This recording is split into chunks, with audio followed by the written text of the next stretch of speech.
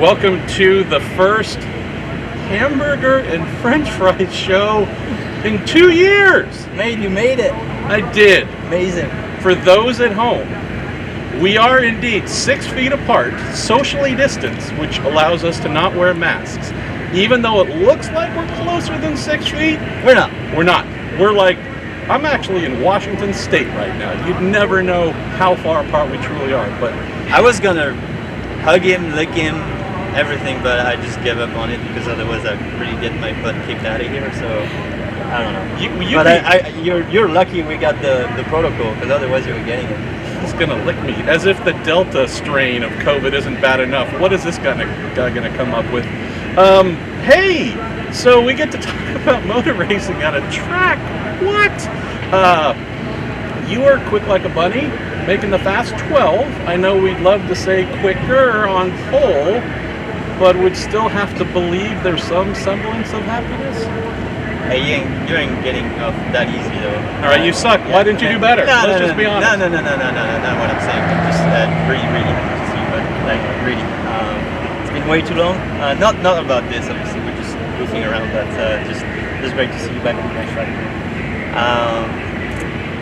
Yeah, Foyt still on with Sebastien. So if you guys are not aware, there's a GoFundMe that's on, and that guy's never gonna admit it, but he really can use the help. So anything you can do, just please go ahead. Next topic. So no, we're gonna stay here. We're off the rails, and we haven't really even started. Nope. This guy, because he's my real true French Fry, donated his prize money from his awesome run to 5th at Worldwide Technology Raceway to help my wife.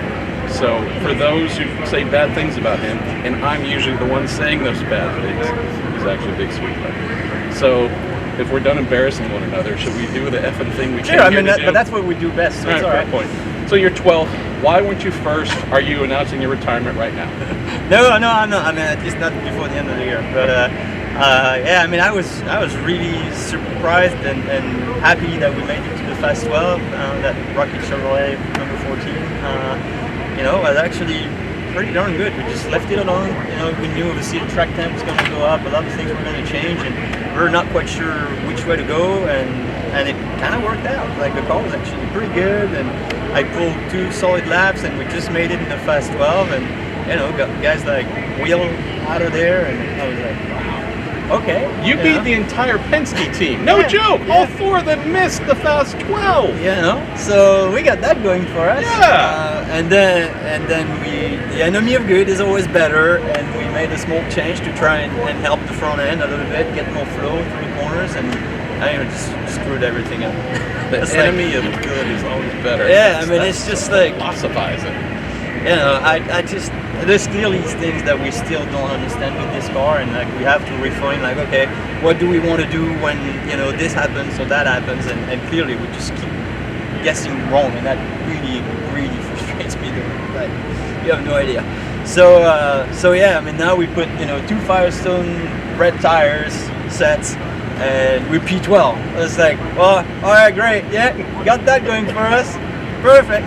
So unfortunately, not the perfect scenario for the race, because really when you're gonna put 2 sets of red tires and only have 1 brand new set for the race, you'd like to be like 8th or better. Yeah. Try and protect yourself from those guys coming from the back with more fresh tires. But hey, it is what it is.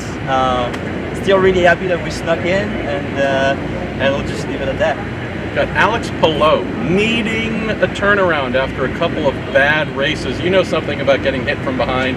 He got hit from behind at the last race, fell out of the championship lead. What does he need? He needs a good performance. It's only 1 point for pole so far, but his first pole in the IndyCar series, so good on him.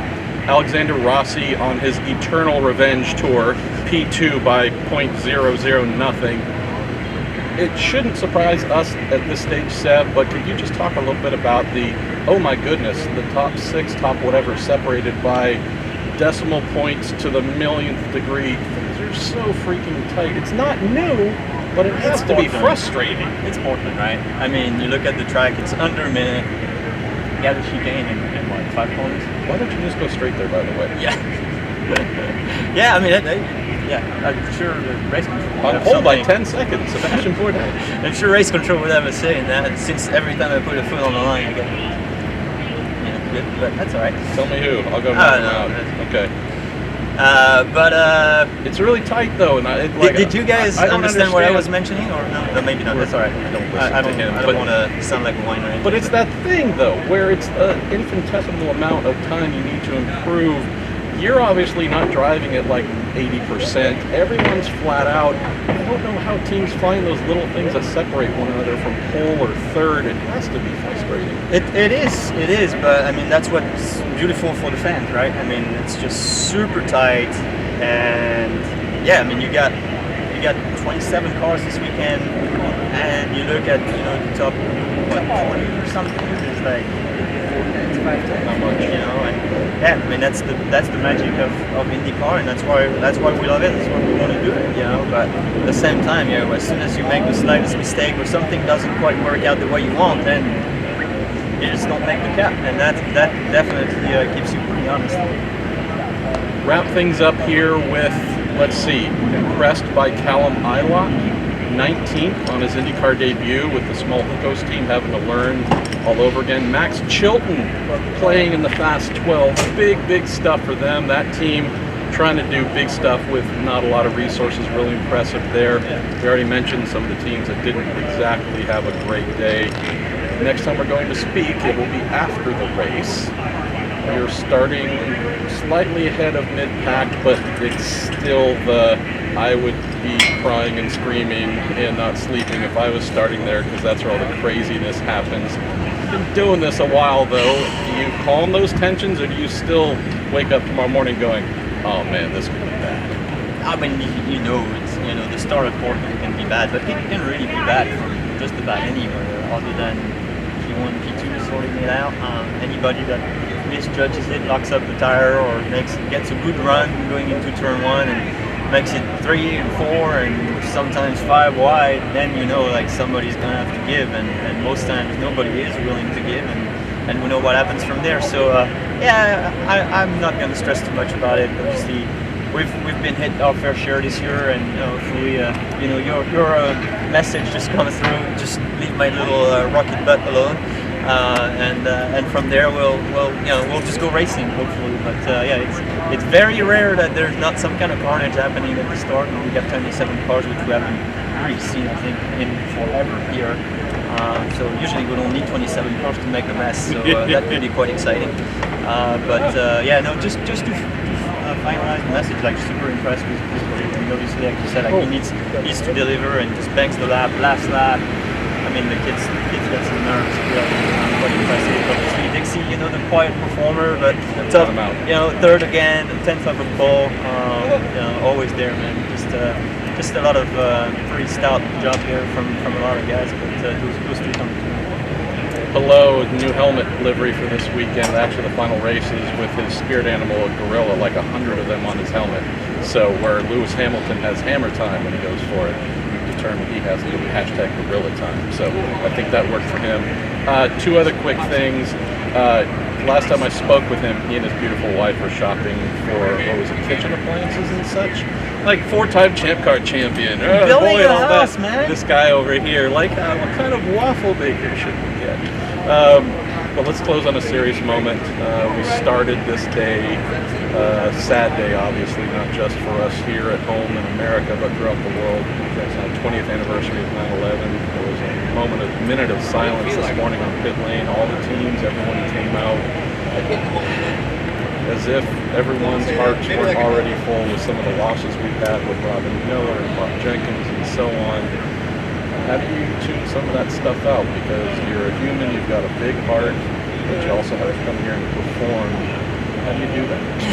I mean, unfortunately, it's the day a lot of lives change, right? And that's kind of the day terrorists just take over the world and never really get it back ever since. So, just a lot of bad things happen in the world, right? And again, in Afghanistan, not so very long ago, but I guess try and enjoy life as much as you can. Celebrate those days where you're allowed to, because you don't know when it comes to an end. So I think for me, that's kind of what comes out of it. Obviously, acknowledge all the losses and the pain and the people that lost their lives, but really celebrate life. That might be the best way to forget about it. Amen. I'm the hamburger, he's the French fry. I'm wearing a memory of my favorite quote on my head from Bacon, who we miss. We'll get him tomorrow, champ, and we'll talk to you. Maybe less about kitchen appliances. I don't know. Who knows what he's going to go buy tonight? Otherwise, we'll speak to you tomorrow. See you guys. And they waited for us. We are good. Jeez. We that for the was first some time. serious